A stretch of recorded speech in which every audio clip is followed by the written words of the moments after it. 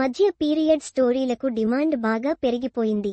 మళ్లీ పీరియడ్ అంటే 100 ఏళ్లు వెనక్కి వెళ్లడం కాదు, ఏకంగా 100 ఏళ్లు వెనక్కి వెళ్తున్నారు మన దర్శకులు. హీరోలను ఒప్పించి అన్సంగ్ హీరోల చరిత్రలను బయటికి తీసుకొస్తున్నారు. తాజాగా టాలీవుడ్లో అలాంటి హిస్టారికల్ సినిమాలు చాలానే వస్తున్నాయి. మరి వాటిపై ఓ లుక్ వేద్దామా? పీరియడ్ సినిమాల వైపు మన దర్శకుల చూపులు వెళ్తున్నాయి. ముఖ్యంగా ఒకప్పటి చరిత్రను బయటికి తీసుకొస్తున్నారు.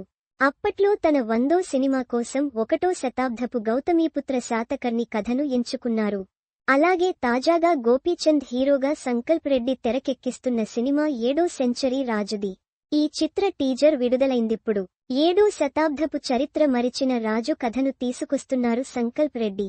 అలాగే పవన్ కళ్యాణ్ హరిహర వీరమల్లు సినిమా 16వ శతాబ్దపు కథతో వస్తుంది.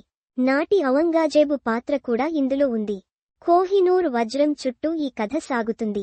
ఒరిజినల్ క్యారెక్టర్స్ చుట్టూ అల్లుకున్న ఫిక్షనల్ కథ వీరమల్లు. త్వరలోనే ఈ సినిమా విడుదల కానుంది.